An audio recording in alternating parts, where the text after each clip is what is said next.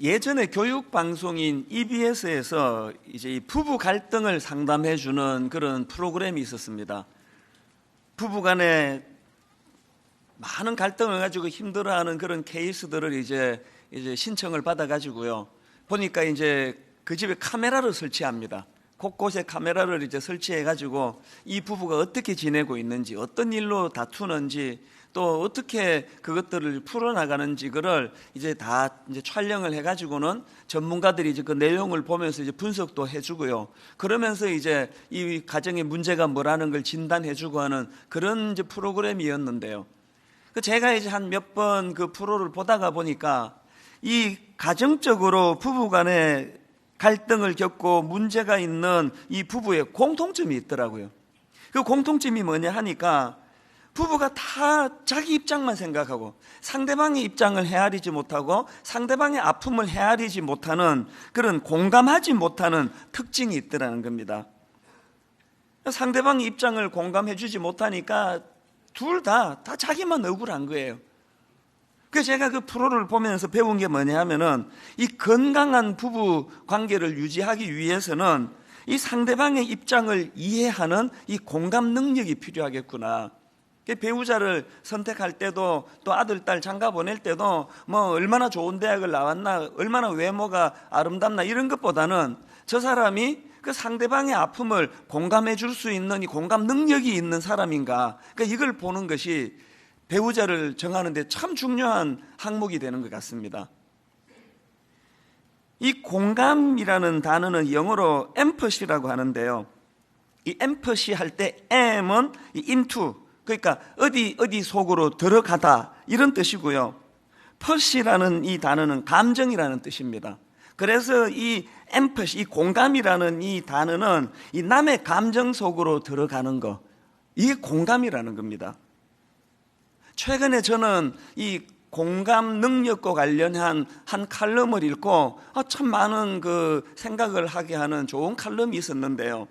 그 칼럼을 쓰신 분이 여자분이세요. 하루는 이분이 이제 늦은 밤에 택시를 타고 이제 집으로 가는데요. 내릴 때쯤 돼가지고 이제 기사분한테 이제 골목으로 좀 들어가 주세요. 그랬더니 막 그 기사분이 갑자기 막 신경질을 내면서 정말 너무하시네. 그 정도도 못 걸어요. 가마를 탔나? 그러고는 큰 길가에 내려주더라는 거예요. 이 얼마나 민망하고 당황스러운 일입니까? 너무 당황이 돼가지고 딱 이제 택시에서 내려가지고 집으로 들어왔는데요. 그 이제 정신 차리고 생각하니까 생각할수록 화가 나는 거예요. 내가 버스를 탔나? 가마는 아니지만 택시를 탔으니까 그 정도는 요구해도 되는 거 아닌가? 여러분들이 다 경험이 있지만요. 이런 일을 겪을 때 제일 자기한테 화가 나는 게 현장에서는 아무 소리 못하고 집에 오면 할 말이 막 생각나는 거 아닙니까? 내가 이래 줄 걸, 저래 줄 걸. 그러고 나니까 이 여자분이 밤에 잠이 안 오는 거예요. 분해가지고. 누워 있는데 막 자꾸 이제 그게 이제 분해가지고 잠이 안 와가지고요. 그래서 이제 할 일이 없어가지고 잠이 안 오니까 그 스마트폰을 가지고 이 페이스북을 여기저기 이제 글을 뒤지고 있었대요. 그러다가 이분이 어느 한 곳에 이렇게 시선이 확 꽂혀지는 글 하나를 읽은 겁니다. 미국의 아이오와 주에 사는 어떤 젊은 부부 이야기인데요. 그 미국의 그 부부가 이 결혼 6주년을 맞았답니다. 이게 젊은 부부겠죠? 결혼 6주년을 맞아가지고 이제 식당에 가가지고 그 축하하는 그런 시간을 가졌는데요. 그 식당이 얼마나 불친절한지 물 한 잔 나오는데 20분 걸리고요. 뭐 나오는데 40분 걸리고요. 완전히 다 잡친 거예요, 그날. 그 지금 결혼 6주년인데 그 얼마나 그 기분이 상했겠습니까? 근데 이 부부가 이상한 행동을 한 거예요. 미국은 팀 문화 아닙니까?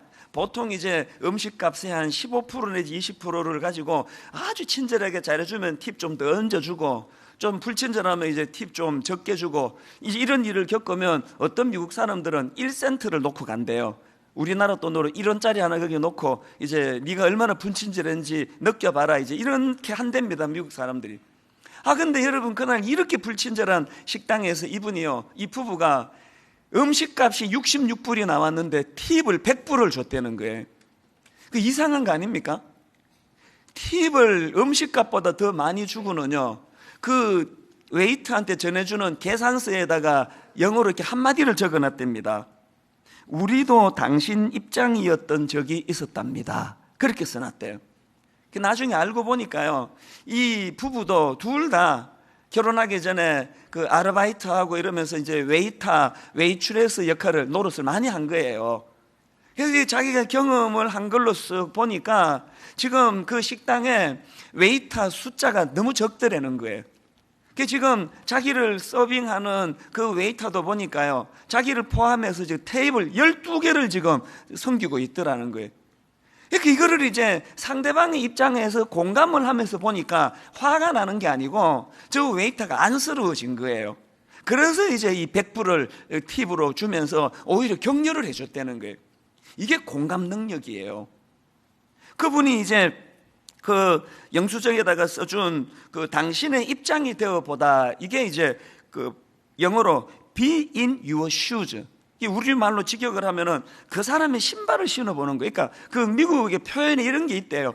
그 사람의 신발을 신어보기 전에는 그 사람의 상황과 사정을 잘 알 수가 없다. 이게 이제 우리말로 하면은 뭐 역지사지 뭐 그런 뜻으로 통용되는 그런 표현인 것 같습니다. 지금 이 칼럼니스트인 여자분이요, 방금 전에 그 택시기사한테 그런 부당한 억울한 일을 당하고 화가 나서 잠이 안 와서 페이스북을 뒤적뒤적거리다가 이 미국 부부의 그 글을 읽고 나서 마음이 어떻게 확 풀렸냐 하면은요, 그 칼럼의 마지막이 이렇게 결론을 내립니다. 한번 들어보십시오. 그 택시기사는 교통정체에, 빠듯한 수입에, 열악한 근무 조건에, 진상 손님에, 사고 위험까지 온갖 상황에 내몰린다. 짜증나는 순간이 왜 없겠는가? 방금 전도 그랬으리라. 돌이켜보면 수십 년 동안 급할 때마다 특히 늦은 시간에 참 많은 도움을 받고 살았다. 그렇게 하고 맨 마지막 결론이 이렇습니다. 이제 불 끄고 자련다. 이게 참 의미가 있는 그 칼럼이더라고요. 방금 전에 그 택시기사의 그 불친절한 행동을 자기 입장, 손님 입장에서 보니까 화가 나가지고 분해서 잠이 안 왔는데, 그렇게 할 수밖에 없는 그 상대방 기사의 입장에서 이거를 살펴보니까 마음이 다 풀려가지고 이제 불 끄고 자련다. 여러분, 저는 그 칼럼을 읽으면서 이게 신앙인이다, 이게 신앙생활이다. 여러분, 이 땅을 살아가다 보면은 뭐 예수 믿는다고 천사들만 만납니까? 교회 안에 천사들만 모입니까? 이렇게 내 속을 뒤집어 놓고 저렇게 나를 모함하고 화나게 만들고 많은 일들을 만날 때 그런 상한 마음을 가지고 내 본능이 이끄는 대로 침대로 들어가지만, 우리와 함께 하시는, 내주하시는 성령님께서 이런 공감 능력을 우리에게 가르쳐 주시고 상대방을 이해하는 마음을 주셔가지고 그 화난 마음이 해가 지기 전에 눈 녹듯 다 사라져서 이제 마음이 편안해졌다, 이제 불 끄고 자련다, 이런 평정심을 회복하는 능력, 이게 신앙생활 아닐까요? 여러분이 지금 오래 교회를 다니고 예수를 믿고 있음에도 불구하고 내 안에서 일어나는 본능적인 감정 조절이 여전히 잘 안 일어나고, 누구랑 한번 원수 맺으면 무덤에 갈 때까지 풀 생각이 없고 계속 나는 억울하고 분하기만 하고 모든 건 다 상대방 잘못이고, 이런 상황에 놓여 있다면 여러분의 신앙 상태를 점검해 보셔야 한다는 겁니다. 여러분, 신앙이라는 것은요, 공감 능력을 키우는 거예요. 그래서 저는 그 칼럼을 읽으면서 그 베드로전서 3장 8절을 옛날 성경, 개역 성경이 이렇게 이제 번역을 해놨는데 한번 보십시오. 마지막으로 말하노니 너희가 다 마음을 같이하여 체휼하며 형제를 사랑하며 불쌍히 여기며 겸손하며. 그리스도인들의 덕목이 쭉 열거되는데 여기 이 체휼하며, 이건 좀 잘 안 쓰는 단어 아닙니까? 이걸 제가 국어사전을 찾아보니까요, 이 체휼하며를 그 상대방의 처지를 이해하고 가엾게 여기는 긍휼한 마음, 이렇게 돼 있더라고요. 예수 믿는 사람이면 이 체휼하는 마음, 그 부부가 저는 크리스찬이기를 바라요. 식당에서 그렇게 자기를 화나게 만드는 상황으로 몰고 갔지만 그럴 수밖에 없었던 그 웨이터의 마음을 헤아려 오히려 100불이라는 큰 팁을 줄 수 있는 도량, 이거 체율에서 나오는 거 아닙니까? 여러분에게 이 체율 있습니까? 여러분, 우리가 믿는다 그러면서 식당 같은 데 너무 따박따박 따져가지고 요거는 팁 1불 깎아야 되겠다, 나한테 잘해주니까 1불 더 줘야 되겠다, 이 그리스도인의 모습은 아닌 것 같아요. 이 체율하는 거.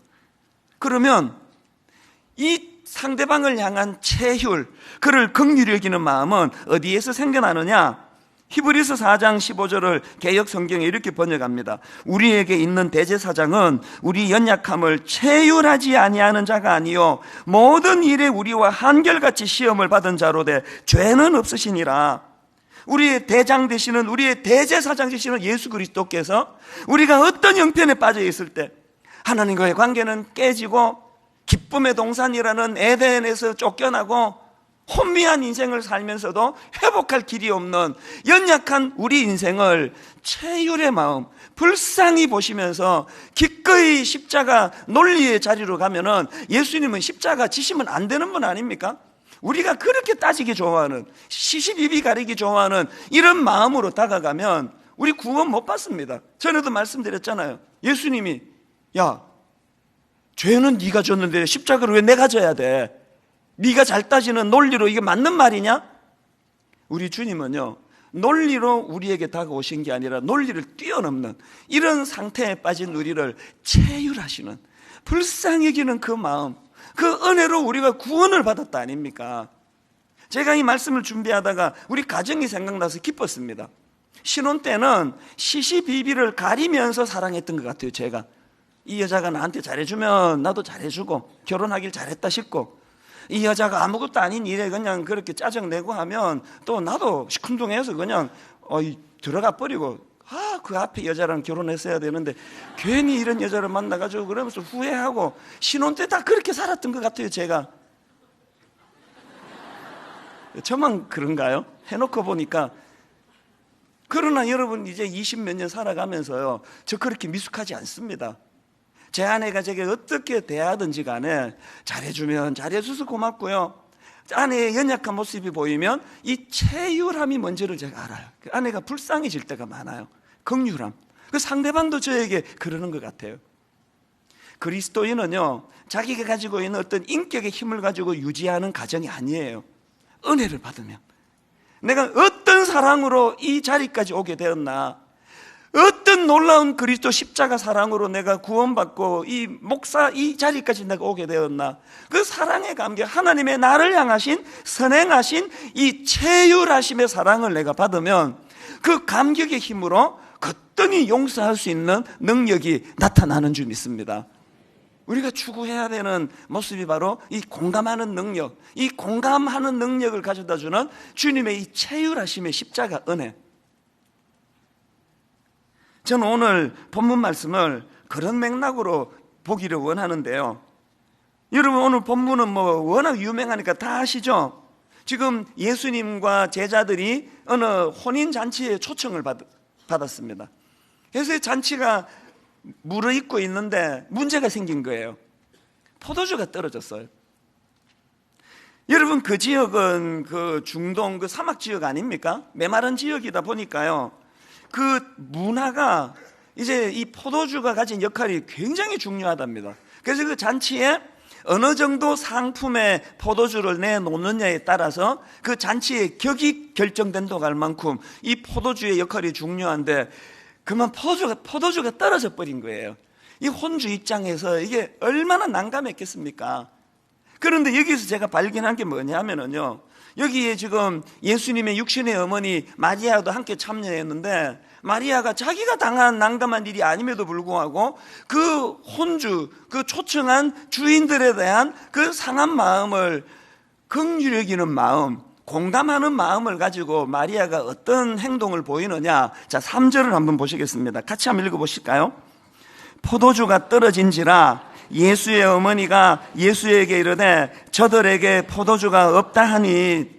여러분, 이 지구상에서 예수 그리스도가 하나님의 아들 되신다는 걸 가장 잘 아는 한 사람을 꼽으라면 마리아 아닙니까? 그러니까 그 마리아가 이런 난감한 일을 당한 그 상황에서 이 문제를 해결하실 분은 예수 그리스도라는 확신이 있으니까 그 문제를 가지고 예수님께 나아가는 거예요. 여러분, 이게 마리아가 가진 공감 능력 아닙니까? 자기가 당한 일도 아닌데 무슨 오지랖 넓게 내가 그래, 그냥 뭐 갚버리면 되지. 저는 오늘 본문에 남아있는 이 마리아의 모습 속에서 그리스도인이 취해야 되는 이 긍휼의 마음을 발견하는 거예요. 저는 여러분 여기 나오는 5절 말씀하고 3절 말씀, 이게 한 세트여야 된다고 생각하는데요. 자, 먼저 5절을 한번 보십시오. 그의 어머니가 하인들에게 이르되 너희에게 무슨 말씀을 하시든지 그대로 하라 하니라. 마리아가 가진 이 믿음, 이 확고한 믿음, 이 믿음이 3절과 한 세트라는 거예요. 3절을 다시 보세요. 포도주가 떨어진지라 예수의 어머니가 예수에게 이르되 저들에게 포도주가 없다 하니. 내게 주님을 향한 믿음이 있습니까? 그 믿음은 연약한 이웃을 향한 긍휼히 여기는 마음과 그를 돌보고 섬기는 마음이 저절로 따라오는 거라는 겁니다. 오늘은 청년주일입니다. 저희가 1년에 한 번 이 청년주일로 지키는 것은요, 오늘 이 시대가 이 젊은이들이 아픔이 너무 많아요. 어른들은 안 겪은 세계다 보니까요, 뭐 힘들긴 뭐가 힘들어, 우리도 다 겪었는데. 아닙니다. 전혀 차원이 다릅니다 지금. 그래서 우리가 이 젊은이들을 좀 품고 기도하고, 뭐 인생의 꽃도 피기 전에 벌써 좌절부터 배우고 낙심부터 배우고 눈물을 배우고, 그래서 이 청년들을 마리아처럼 우리가 주님 앞으로 이 기도 제목을 가지고 어른들이 좀 기도도 하고 축복하는 그런 시간을 가지려고 우리가 1년에 한 번 이 청년주일을 드리지 않습니까? 여러분 들어오시다가 이 주보에서 이제 이 기도 제목 하나 다 받으셨을 텐데요, 저한테는 어떤 형제 이름이 올라와 있네요. 모든 성도님들에게 개인 기도 제목이 다 달라요. 왜냐하면 우리 청년들에게, 모든 청년들에게 기도 제목을 다 받아가지고 이거를 지금 한 청년당 어른이 7명이 이 청년을 위해 기도할 수 있도록 이거를 1부부터 5부까지 지금 다 나누어 드리고 있습니다. 오늘 여러분 이 기도 제목을 받은 이 청년이 있으면은 이 청년을 위해 이따가도 기도하겠고요, 여러분 이 청년을 위해서 이번 한 주간 기도하는 시간을 가지기를 원합니다. 마리아의 그 긍휼히 여기는 마음, 체휼의 마음을 가지고 주님 앞에 나가 이 청년을 위해서 기도해 주시기를 바랍니다. 오늘 저는 청년주일을 맞이해서 오늘 이 본문 말씀을 이제 그런 맥락으로 제가 그 포인트를 가지고 말씀을 전하려고 하는데요, 제가 이제 오늘 이 본문 말씀을 쭉 묵상을 하다가 보니까 이제 이 주님이 물을 포도주로 바꾸어 주시지 않습니까? 이제 그 기적의 주님의 일하심으로 우선 그 혼주, 이 위기를 만난 혼주가 위기에서 벗어나는 혜택을 누렸고요, 많은 사람들이 이 기적의 포도주의 그 영향을 이제 누리게 되는데, 제가 보니까 이 예수님의 기적의 포도주로 인해 기뻐하는 사람들 중에 너무나 대조되는 두 그룹이 눈에 떠이더라는 거예요. 이 두 그룹을 좀 소개해 드리려고 하는데요, 첫 번째 그룹은 어떤 그룹입니까? 이 예수님의 기적의 포도주를 마음껏 마시면서 누리고 즐겼던 하객들이 있습니다. 하객들. 자, 10절을 한번 보십시오. 말하되 사람마다 먼저 좋은 포도주를 내고 취한 후에 낮은 것을 내거늘 그대는 지금까지 좋은 포도주를 두었도다니라. 기분 좋은 상태예요.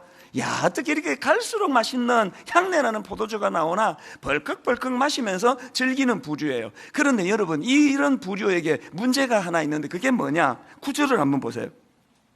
연회장은 물로 된 포도주를 맛보고도 어디서 났는지 알지 못하되. 이 하객들의 문제가 뭐예요? 요 짧은 혀를 적시는 그 기쁜 그 쾌락은 누리지만 근원을 몰라요. 이게 어디서 나온 건지 몰라요. 그래가지고 이게 그냥 뭐 주인이 어디 비싼 거 사다 준 걸로 그렇게 하고 누리는 사람이에요. 비유컨대 이게 딱 이 시대 이 현대인들 아닙니까? 지금 여러분 이 시대 사람들이 누리고 있는 그 수많은 그 누림이 다 어디서 나온 건데요? 누구 덕에 이렇게 잘 살고 있는데요? 그러면 좀 전도하고 그러면 말만 하면 난 내 주먹을 믿는다. 그 주먹은 누가 주셨는데요?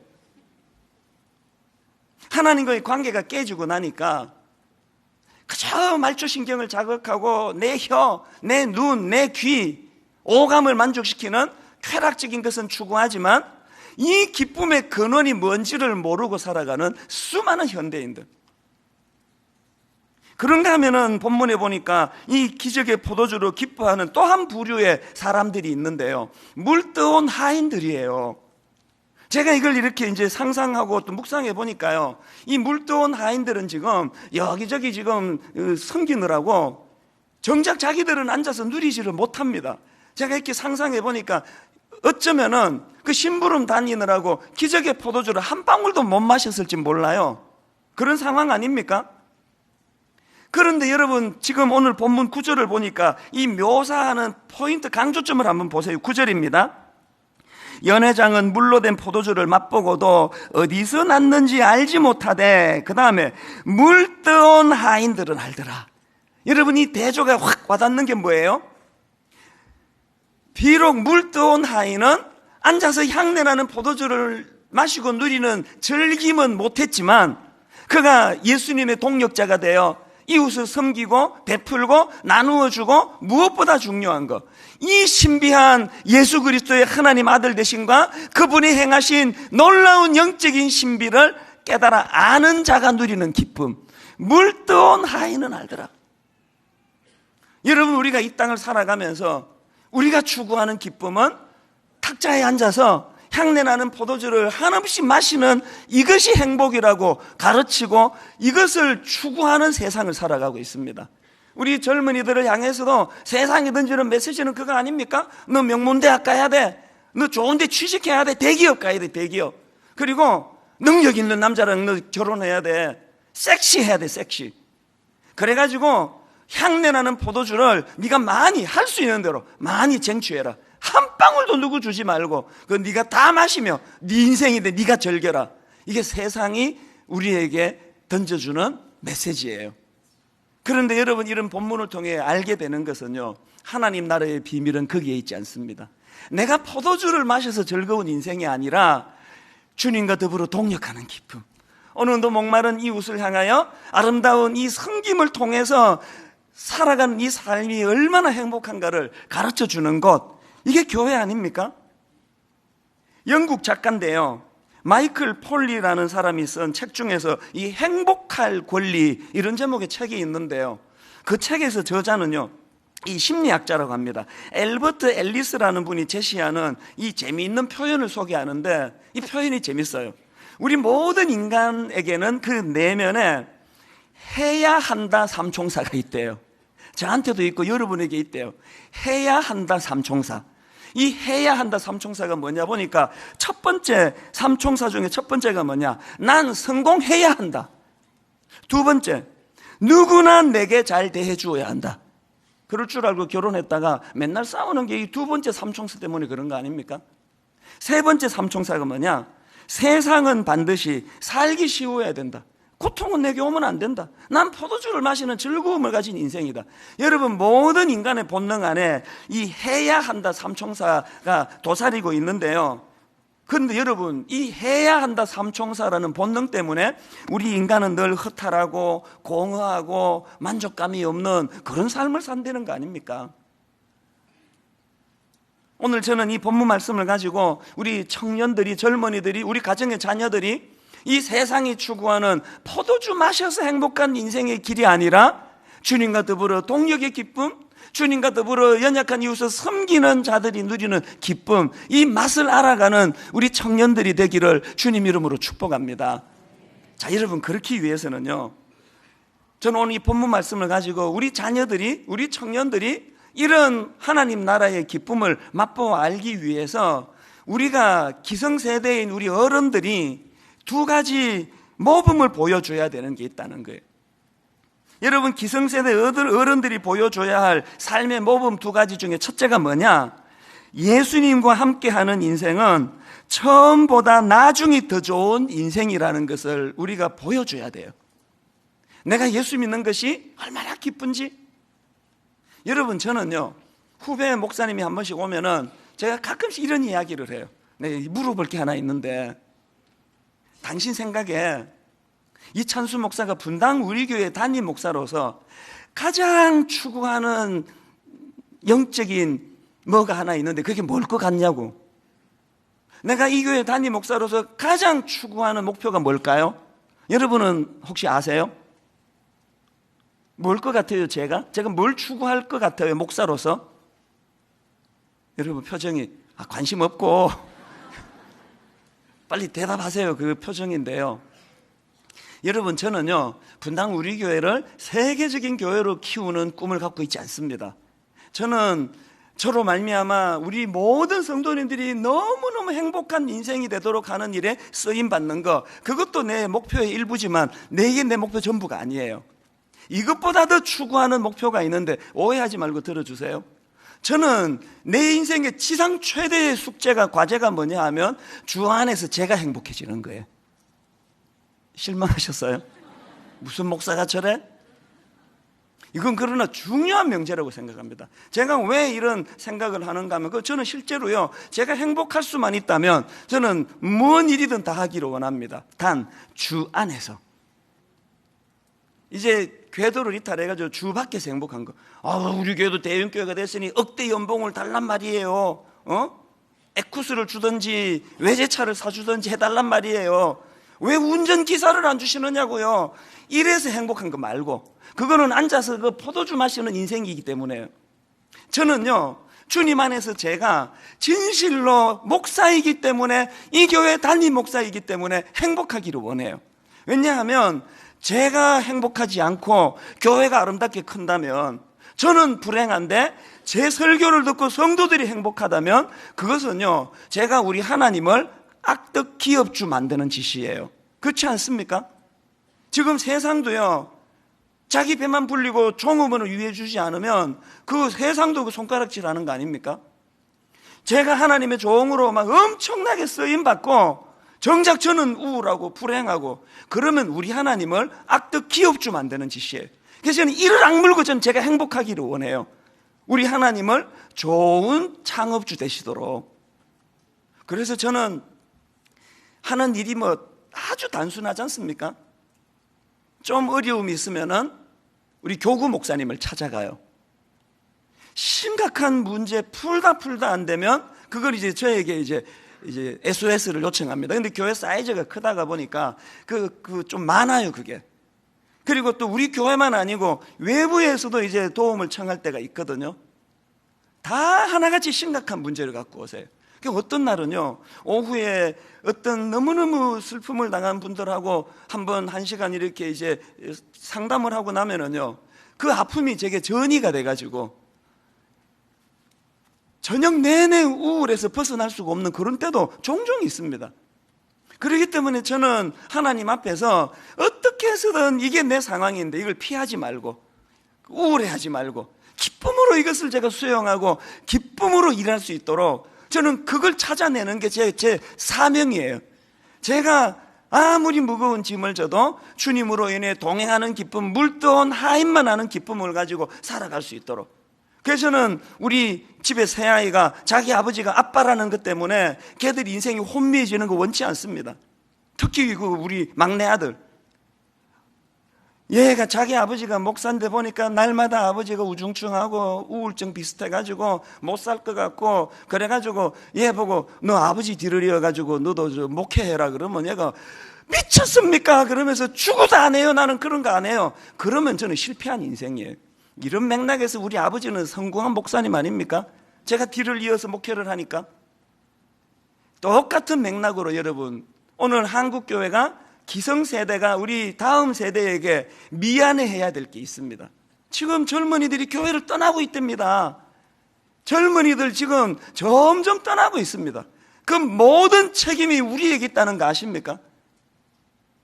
애들이 어릴 때부터 보니까 이 교회란 데가 희한한 데예요. 눈 감고 기도할 때 보면 저 사람이 거의 천사표인데 세상의 모든 허물 다 용서하고 다 품는데 눈만 떴다 그러면은 멱살잡이하고 김권사, 이권사 싸우고 이집사, 박집사 관계 묘하고 한번 틀어지면 이건 용서하는 거 죽어도 없고. 여러분이 여러분 자녀 같으면 그런 교회를 가고 싶겠냐고요. 수없이 말씀드리지만 여러분, 분당 우리 교회가 다음 세대를 위해서 해야 되는 게 있습니다. 청년들이 자랑할 수 있는 교회. 어디 가서는 청년들이 우리 교회 좀 나와봐라, 좀 제발 나와봐라. 거기에 물뜨거운 하인들이 기쁨이 넘친다. 분당 우리 교회는 청년들을 헷갈리게 하는 교회가 되지 않기를 바랍니다. 그런가 하면은 두 번째로요, 이렇게 예수님과 함께하는 인생은 처음보다 나중에 더 좋은 인생, 비록 포도주가 떨어지는 난감한 일을 당했다 할지라도 주님과 동행하는 그 인생은 전화이복. 그래서 처음 것보다 주님 만드시는 더 아름다운 향내나는 포도주를 마시는 인생이 되는 것도 중요한데, 더 중요한 거는 뭐냐? 두 번째로 우리가 다음 세대에게 보여줘야 되는 것, 물뜨거운 하인들만 아는 이 기쁨을 맛보기 위하여 물뜨거운 하인과 같은 섬김의 모습을 저들에게 보여줘야 되는 거예요. 이게 우리의 책임이에요. 세상은 네가 포도주를 많이 확보해야 행복하다 이렇게 가르치는데, 오늘 우리 예수 믿는 어른들, 부모들은 그거 아니야. 네가 얼마나 많이 누리는 것보다 더 중요한 것은 주님의 동력자가 되어 연약한 이웃을 네가 얼마나 아름답게 잘 섬기느냐, 이게 네 행복을 가져다 준다. 이걸 입으로가 아니고 삶을 통해서 보여줘야 되는 거 아닙니까? 그저께 이메일이 한 통 왔는데요, 마음이 참 아팠습니다. 여기 계시는 성도님인데요, 제가 지난주 광고 시간에 이제 다음 주일은 청년주일입니다 그렇게 이제 말씀드리지 않았습니까? 거기서부터 이제 편지가 시작이 돼요. 자, 한번 앞부분만 읽어드릴게요. 지난 주일 광고 시간에 다음 주는 청년주일입니다 라고 말씀하시는데, 거기서 마음이 멈추어 여러 상황이 떠오르며 견딜 수 없이 마음이 아프고 힘들었고, 내 개인의 아픔으로 내 감정선에 치우친 것은 아닐까 고민했었는데, 이렇게 편지가 시작이 돼요. 상황을 제가 보니까요, 이분의 자녀가 9년째 우울증을 앓고 있습니다. 이분 표현으로 이 아이가 지금 동굴에 갇혀 나올 생각을 하지 않습니다. 그러니까 다음 주일날 청년들이 나와가지고 이렇게 기뻐 찬양하고 밖에서 행사하고 이런 거를 이제 펼쳐질 걸 생각하니까 그 아들 생각에 마음이 아프신 거예요. 그 상한 마음을 제게 메일로 보내주시는데, 저는 그 메일을 보면서 정말 우리 청년부가, 우리 대학부가 우리 이런 연약한 지체들을 품어내고 동굴에서 끄집어내 밝은 곳으로 이끌 수 있는 그런 공동체가 되면 좋겠다, 그런 생각을 했었고요. 또 하나, 여러분, 9년 동안 이 어머니가 천하보다 귀한 한 영혼을 자녀라는 이름으로 위탁을 받아가지고 물뜨거운 하인처럼 그렇게 섬기고 있는 이 어머니의 수고와 섬김이 이게 어떻게 하찮은 것이겠는가? 제가 수만 명의 성도들을 상대로 하는 이 목회의 무게나 한 자녀를 놓고 눈물로 9년째 기도하고 있는 이 어머니의 수고의 무게가 하나님 나라에서는 저울로 똑같지 않을까? 오늘 이 예배를 통해서 그런 물뜨거운 하인으로 수고하는, 그러다가 상처도 받고 아프고 눈물 흘리는 성도님들 계시다면 주님이 오늘 이 시간 위로해 주시기를 원합니다. 여러분, 우리가 아무리 힘들어도 향내나는 포도주 마셔야 성공하는 인생이 아니고, 나를 필요로 하는 연약한 이웃들, 내 자녀, 내 가정, 그래서 나도 우직히 물뜨거운 하인과 같은 섬김의 모습, 이런 정신을 자녀들에게 보여줘야 되겠다. 어른들에게 이런 결단이 있기를 원합니다. 한 가지 얘기만 드리고요, 말씀을 좀 정리를 하려고 하는데요, 오래전에 저는 이 베트남 전쟁에서 돌아온 한 병사 이야기를 알고 있습니다. 베트남 전쟁에 참여했다가 이제 그 아들이 귀국해가지고 미국의 샌프란시스코 공항에 도착을 했습니다. 아마도 이제 자기 집은 타주에 더 비행기를 타고 더 가야 되는가 봅니다. 샌프란시스코 공항에 내려가지고는 자기 부모에게 전화를 했습니다. 어머니, 아버지, 저 이제 집에 돌아왔습니다. 그런데요, 함께 갈 친구가 있는데 그래도 되겠습니까? 어느 부부가 안 된다 그러겠습니까? 친구 괜찮아, 데리고 와. 그랬더니요, 그 아들이 이렇게 말했습니다. 그런데 어머니, 아버지, 부모님이 아셔야 될 게 하나 있는데요, 그 친구는 전투에서 심각한 부상을 입은 친구입니다. 지뢰를 밟아서 다리 하나와 팔 하나를 잃었거든요. 이 친구는 지금 갈 곳이 없습니다. 그래서 저는 그 친구와 함께 우리 집에서 지내고 싶어요. 그랬더니요, 그 부모님의 태도가 달라진 거예요. 자, 그 다음부터 한번 내용을 들어보세요. 안 됐구나, 얘야. 아마도 우리가 그 친구가 살 곳을 마련해 줄 수 있을지 모르겠다. 그랬더니 아들이 이렇게 말합니다. 아니요, 그런 의미가 아니에요. 저는 그와 우리 집에서 함께 살고 싶다고요. 얘야, 아버지가 말했다. 너는 지금 너가 무슨 말을 하는지도 모르는구나. 그런 장애가 있는 사람은 어쩌면 우리에게 큰 짐이 될지도 모른단다. 우리는 여지껏 우리끼리 잘 살아왔어. 우리는 우리 삶에 이런 골칫덩어리가 끼어드는 것을 원치 않는단다. 내 생각에는 너만 집으로 오고 그 친구에 관한 것은 없었던 것으로 하면 좋겠구나.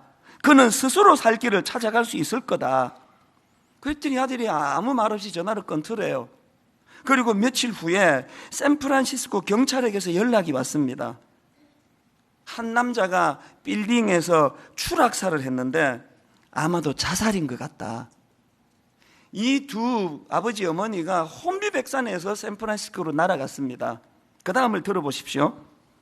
깜짝 놀란 병사의 부모는 샌프란시스코로 날아갔고 시체 안치실에서 그 시체가 자신들의 아들임을 확인했다.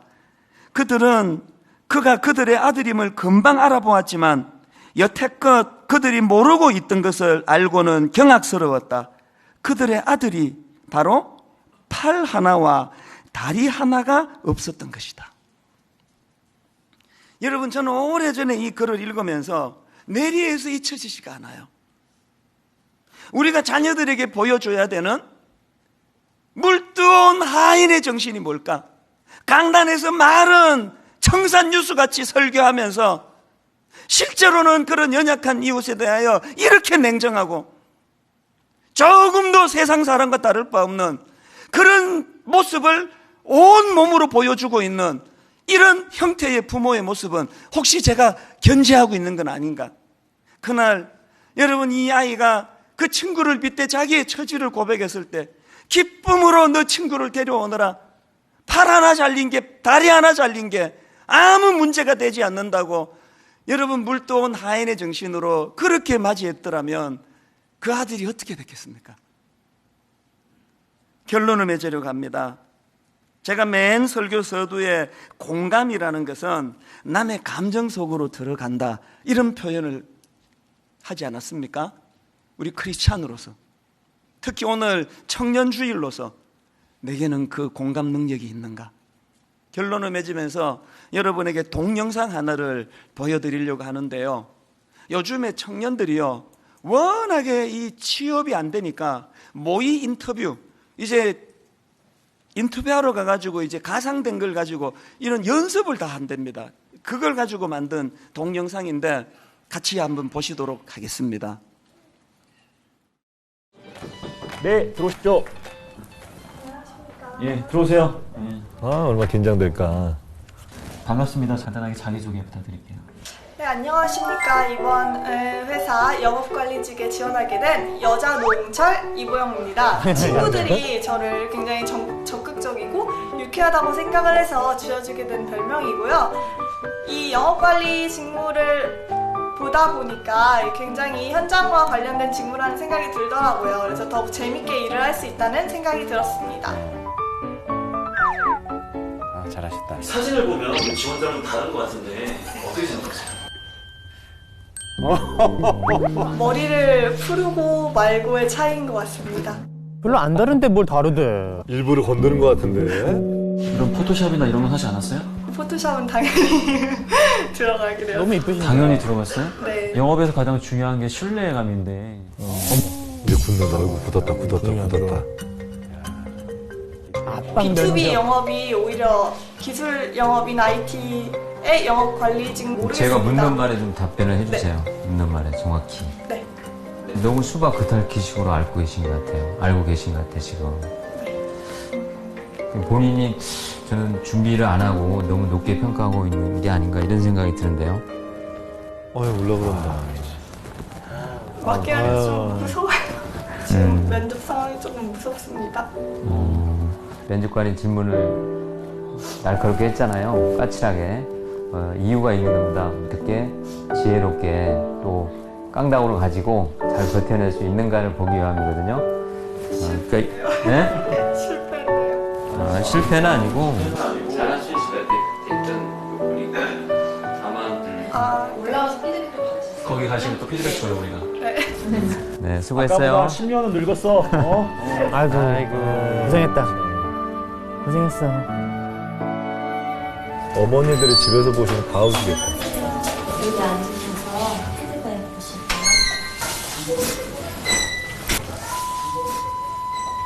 반갑습니다. 저희가 오늘 면접을 진행할 3명의 면접관입니다. 간단하게 자기소개 부탁드릴게요.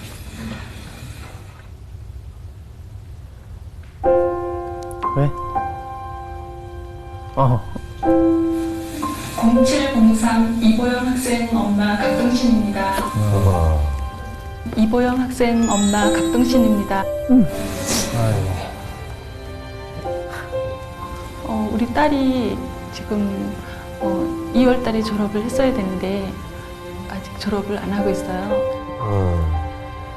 취업 준비를 하는데 귀에서 소리가 난다는 거예요. 병원에를 갔대. 그랬더니 그게 이명이었다 이러더라고요. 얼마나 힘이 들었으면 그럴 정도였을까. 그래서 그냥 조금은 적당히 살면 안 될까?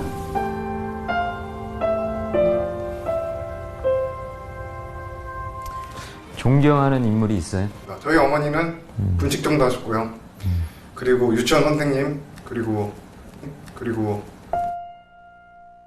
정수기 판매원, 그리고 지금도 지금 영업직으로 지금 계시고 그렇기 때문에 저는 저희 어머니가 하시는 일에 대해서 자랑스럽게 느끼고 정말 열심히 살아오신 분이네, 그죠?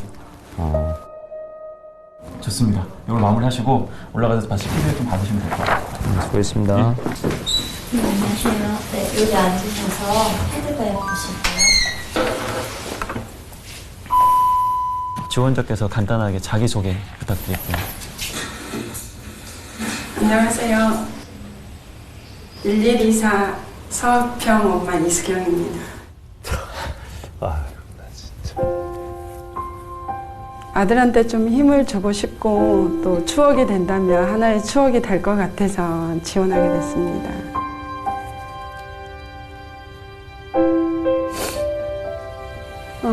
서평 저희 아들을 소개한다면 어릴 때는 굉장히 좀 개구지고 그런 반면 또 집중력은 굉장히 좋았어요. 불편한 거를 좀 얘기를 해야 되는데 안 해요. 혼자 스스로 알아서 하는 아이, 우리 병이. 그렇게 말씀드리고 싶습니다. 자상하게 이거저거 챙겨줄 텐데 저도 일을 하다 보니까 챙기지를 못했어요. 어머니에다 뭐 학교에서 오라 그러면 한 번도 가보지를 못했거든요. 그러니까 그런 거 굉장히 많이 미안하죠. 큰일 났네.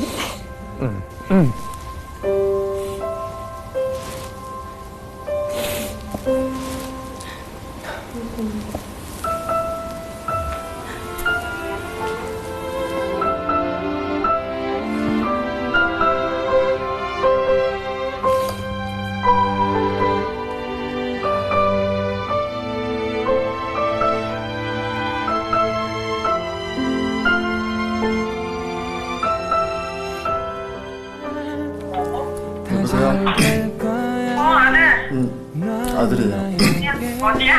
지금 면접 보러 왔는데 우리 엄마 나오네. 아들, 네. 항상 고맙고 미안하고 이 세상의 주인공은 우리 아들이지 않았니? 사랑해요. 네.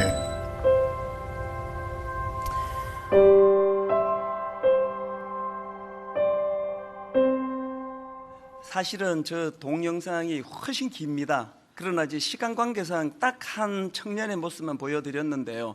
전체 그 풀로 된 동영상은 오후에 우리 홈페이지에 올려놓을 생각이에요. 여러분, 저 청년의 눈물을 아세요?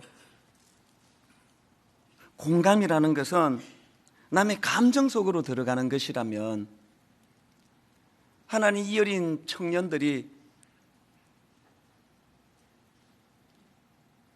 포도주가 떨어져 버린 잔치집 같은 난감한 상황에 놓여 있다면 하나님 이 교회를 출입한 우리 젊은이들이 물을 포도주로 바꾸어 주시는 예수 그리스도를 만나는 통로로 이 아픔을 사용하여 주시옵소서.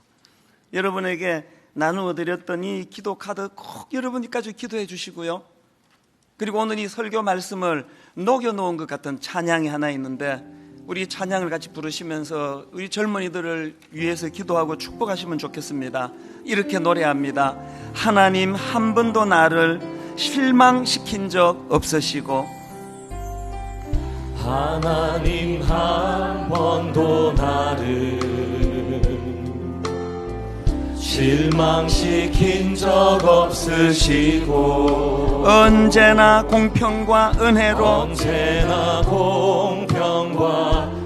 물을 포도주로 바꾸어 주시는 그 주님으로 말미암아 나를 지키셨네. 지나온 모든 세월들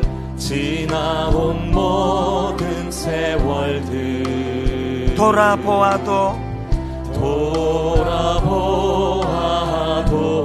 그 어느 것 하나 주의 손길 안 미친 것 전혀 없네. 은혜 아닙니까? 오 신실하신 주, 오 신실하신 주, 내 너를 떠나지도 않으리라. 내 너를 버리지도 않으리라. 약속하셨던 주님, 그 약속을 지키사 이후로도 영원토록 나를 지키시리라 확신하네. 우리 자녀들을 마음에 품고 축복하며 오 신실하신 주, 오 신실하신 주, 내 너를 떠나지도 않으리라. 내 너를 버리지도 않으리라. 약속하셨던 주님, 그 약속을 지키사 이후로도 영원토록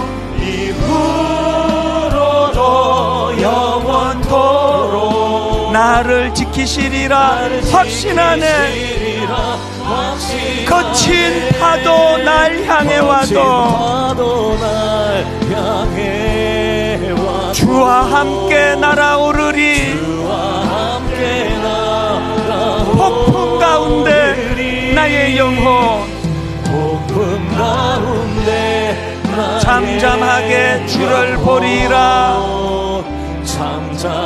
우리 다 자리에서 일어나셔서 마지막으로 한 번 더 선포합니다. 거친 파도 날 향해 와도 주와 함께 날아오르리.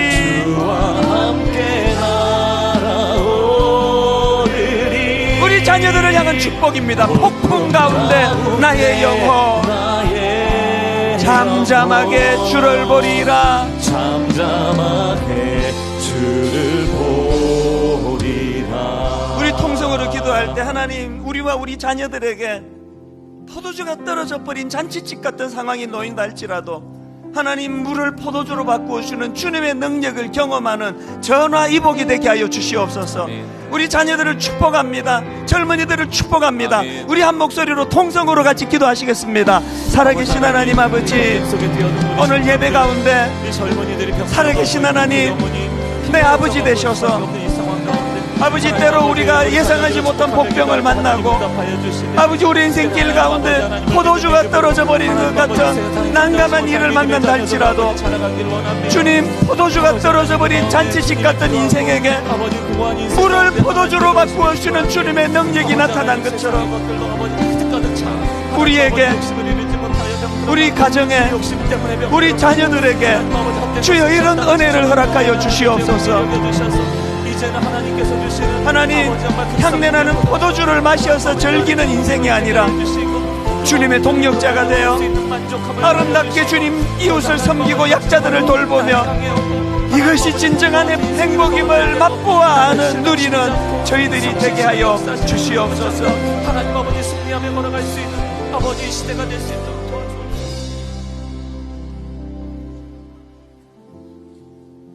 너희가 다 마음을 같이하여 체휼하며 형제를 사랑하며 불쌍히 여기며 겸손하며. 우리에게 있는 대제사장은 우리 연약함을 체휼하지 아니하는 자가 아니요 모든 일에 우리와 한결같이 시험을 받은 자로 돼 죄는 없으시니라.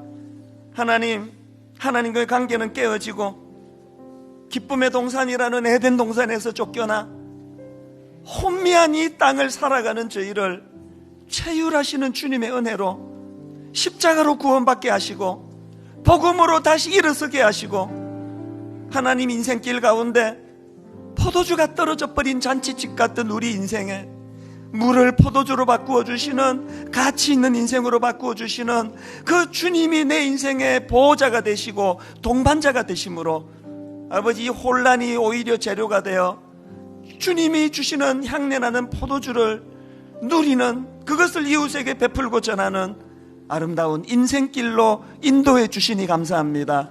이 기쁨을 우리 젊은이들에게, 우리 자녀들에게도 흘려보내는 믿음의 저희 기성세대 어른들이 되게 하여 주시옵소서.